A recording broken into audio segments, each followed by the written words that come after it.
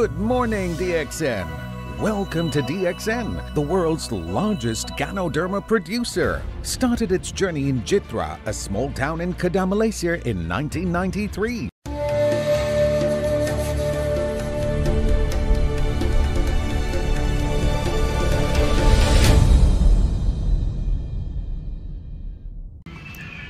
Okay, good morning po sa lahat. So, nandito tayo sa DXN branch office. Ito po ay yung ating opisina. So, nandito po yung ating isang business partner, si Ma'am Sally Masena. Sally Masena. So, Ma'am, partner, paano ka nasali sa DXN? Pwede mo ba bigyan ng idea yung ating mga kababayan, distributors, partners? Ang una, syempre kinukulit ako. Pag may sakit ka kasi target ka eh.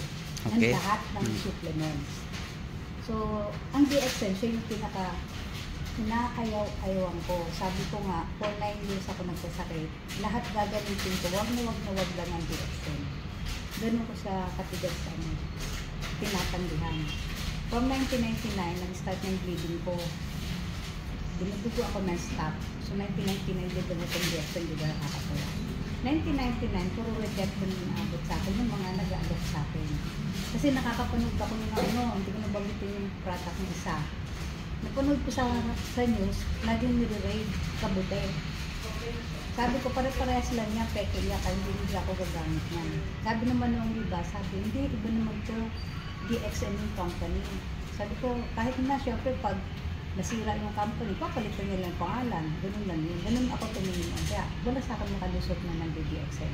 Hanggang lumala ako 2007. So, lahat ng herbals, radio, panghating gabi yan eh. 12 o'clock nag-i-start ang mga herbalist. Lahat yan napakinggan ko. Lahat na nandun sa radyo na yun, nagamit ko. So, madaling salita, ako yung may sakit na talagang nasubo ko halos lahat ng herbal. Kaya, pagdating sa DXN, wala na akong choice.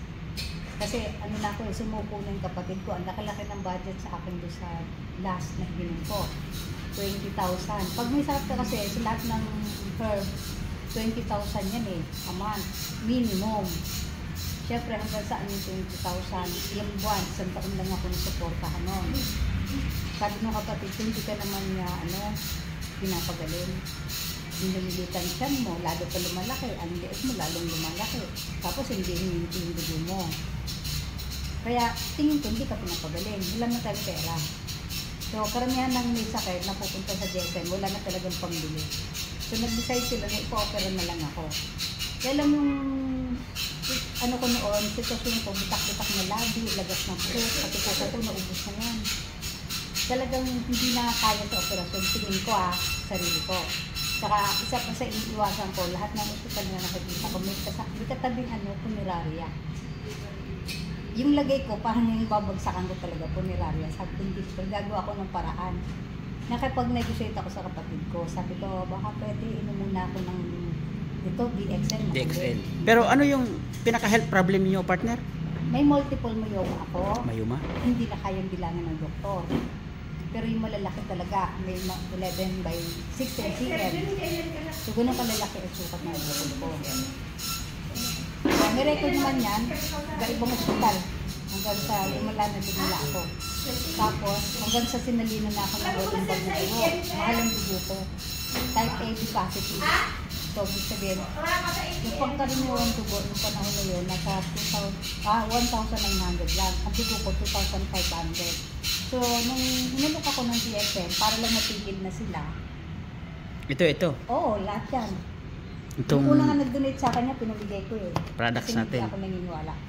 Tapos, nung may nagkulit sa akin, hindi ko na mapahindian kasi tumatanggi rin ako maoperahan. So, kailangan talaga makakuha ako ng product na less doon sa iniinom ko. So, nakapag-negotiate ako sa kapatid ko, pwede ba, bago ako magpa-opera, magpalakas muna ako sa mumurahin. Ito ngayon.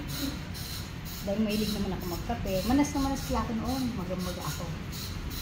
Hindi ko napansin na nag-stop yung dugo ko. Hindi ko rin napansin na hindi na ako namamaga. Basta alam ko lang, naglalakad ako. Nakakala ko, dati na ako naglalakad. Pero 9 years ako binubukat halos. Bedridden. Kaya nagtaka yung mga kapitbahay namin. So, nag-start, ang interest ko talaga wala sa product. Hindi ako naniniwala eh. Wala lang ako choice, kundi uminom kasi nga, preparation para palakasin ko yung katawan ko sa non-video sa nag-schedule eh. Yung huli. Ang nakita ko talaga dito, yung business.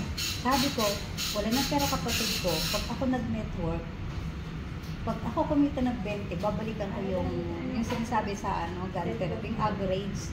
Diba, pag nakainom ka ng ganun, mamahalin, mindset mo kasi pag US made na product, magaling. Pag mahal, magaling. Tapos hiyang ka pa kasi lumakas ako. Kaya yun ang target ko noon. Pag network ako sa TXN, pag kumita ko ng 20, para madali lang naman, inaral ko, hindi nagplat ko talaga sakit. Yung white pages, yung mga illustration doon. Hindi ko binabasa yung products kasi hindi na ako naniniwala.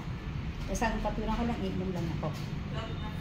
Tapos, nung sabi ko, ito ba? Totoo ba ito? May check eh. Sabi na akong upline ko. Eh, di subukan mo te. Hindi na subukan ko, meron naman talagang check eh. Eh, ito ba? Ayoko, ang question ko kasi noon, ayoko ng ring. Kasi networker na ako noon. Kasi ako tatrabaho, tapos yung upline ko yung Sabi niya, ate, pwede mo lagpasan ng upline mo. Napatunayan ko rin yun. Ito yung nilagpasan ko. Tapos sabi ko, naku, baka matulad yan doon sa isang company na napasukan ko na gusto ko na pioneering nyo, pero gusto ko yung products nila. Kaya lang, may gumawang kalokohan sa company. Icon nila. Sabi ko, instead na i-discipline yung bigyan ng disciplinary action yung gumawa ng mali, nag-pack up yung company, umalis sa Pilipinas. Eh baka mamaya dyan, yung DXN na yan, may gumawa sa inyong kalokohan, tapos Icon, lumabas ng Pilipinas, iwanan kami nakatiwang mo, may sakit ako. Parang ganun yung ko sa kanya. Ate, ang inaalis dito, yung gumawa ng mali. So, oo, kahit Icon. Sabi niya, oo, te, pumunta ka sa mga center, basahin mo mga natanggal doon, nakapost sila. Hindi naniwala naman ulit ako. So, ibig sabihin, kahit ambassador ka, pag may ginawa kang mali, tatanggalin ka. So, nakampante ako doon, so, trinabaho ko siya. First 2 months, hindi ako nag-network. Kasi, tingin ko, isasacrifice ko yung health ng mga kapitbahay ko. Baka hindi totoo itong maganda siya. So, ginawa ko, nag-inom muna ako. Noong 2 months, sabi ko, parang maganda. Doon ako nag-invite. 6 agad in-invite ko. Ang nag-member 2. So yung 2 na yun, sila yung nag-i-invite. Every second Sunday, nag-i-invite sila. Kailangan lagpas 10 ang pupunta sa bahay namin. So yung laging pumupunta sa bahay, nakikita nila yung pagbabago sa akin. So yung every second Sunday, iba na yung itsura ko. Napagkamulan pa nga ng kapitbahay namin na, naku, namatay yata si Sally kasi ang dami nakapark. Marami nagkapag ng tao doon. Parang ako yung dinadayo na. Kasi maraming tao, baka naglalamay. Ganun. Nagtaka sila sa dami ng bisita. Yung pala, sabi nila, yung pala, iniusyoso lang ako. Ayun yung nila. Hanggang sa naging 59 kami, 47. Lahat ng 47 nagawa 1,000 points. Kasi mindset ako doon Naka 1, ganun sila ng percent nun Lahat yung naka 1,000 points. Plus, syempre mataas ang intake ko, tsaka yung sa downline feature. Pares kami 3,000 plus. Dahil umiinom kami. So, first 2 months, SA yan, diba? Kaya tama? 2 months, SA. Oo, SA. Kasi 47 sila Tapos, kasi July ako nag-join. July, August, naka-under observation sa akin. September, October, November, December. Sunod-sunod na kami nag-SA. So, dinagdag ko lang yung nanay ko para makuha ko yung 12.5, diba? Ginawa ko yung nanay ko. Nilagyan ko yung tao. Kaya nagkaroon agad ako ng Pero yung isa kong downline, wala ka sumakot. Nagdated talaga ng sasakyan, dinadala sa... Nag-invite. Oo, sa bahay namin ang meeting. Sabi ko, 6 ang latag niya. Sabi ko sa upline ko, Fred, 6 ang latag mo nasa baba ko. Baka maunahan ako niyan. Ang sagot lagi sa akin, bakit papayag ka ba? Ay, rin ako ng... Nag-network. Ayun, hanggang sa naging diamond ako. Pero, yung 12.5, ay yung 100, sinarget ko kasi muna yun.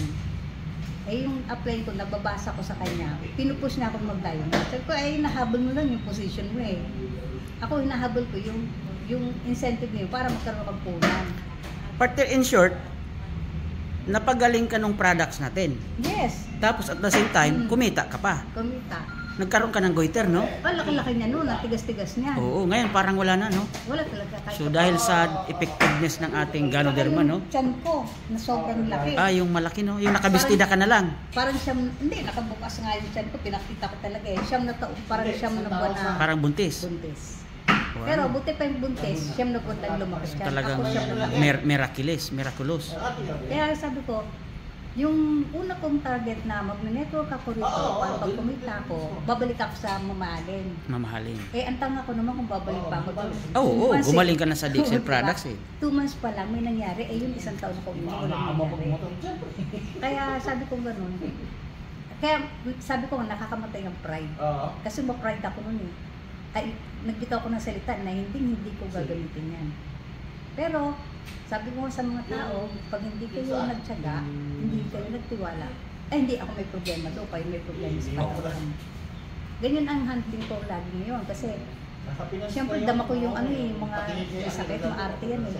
Yung ginagawa ko sa kanila, yan eh, ikaw naman may problema, lumapit ka sa akin, kung hindi mo susundin, wala na sa akin problema, ikaw may problema, ikaw makikinabang pag ginawa mo, hindi ako. May bago akong ganun dinudugod din. Taga-kaya ako. Ang dami naniniguro. Sabi ko, naniniguro ka? Ako nga sumugal ako dyan eh. Sinugal ko yung sarili ko na sa hindi ko pinakanola ang product. Pero nabuhay ako. Ngayon, kung hindi ka maniniwala, no problem yun sa akin. Sabi, ang gusto ko lang ibahagi sa mga tao na subukan nyo muna. Kasi pag hindi nyo nasubukan, ang problema nga namin, di ba pera? Wala na kami pera. Pero saan ako kumukuha ng pambili ko? In short, habang nagpapagaling ka, gumagamit ka pa unti-unti, ginawa mo yung business side para magkaroon ng pera, pambili. Yun eh. Ang iba kasi may sakit na, wala ng pera, tapos hindi pa gumagawa ng negosyo sa DXN. May opportunity. Kung sa itsura ko pa lang, kumpara sa iba, walang sinabing sakit nila sa sakit ko. Ang dami kong sakit.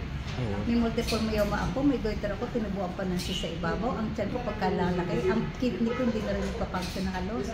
So, komplikado. Meron pa ako elmoranas, bleeding din, na bulaklak pa. Lahat yung nagnormal, no? Lahat. Napagaling ng ating product. Pag binilangan nga ako, sabi nga nila sa akin, na-invite ako sa Pasay, sabi nung share ka nga. Ang na-share ko ba nga toothpaste? Hindi yung nakalabit nila sa daan, binara ko. Kala ko ba magaling ang toothpaste, ba't wala kang ito? Binilangan ko ng sakit ko. Nung pagkabilang ko ng sakit ko, baw siya. Sabi ko, ano uunahin ko, meeting ko, ano? Hanggang ngayon, tinatrabaho ko pa pag pero hindi pwedeng huminto. Hininto nga ako ng 1 year, eto, pumangit ulit yung balat ko. Ganda. Make sure you find the time and spend some money for your health before it is too late. DXN products help your body to maintain optimal health. Give them a try, and you will feel the benefits of DXN products in a more natural way. Thank you for spending your time with us.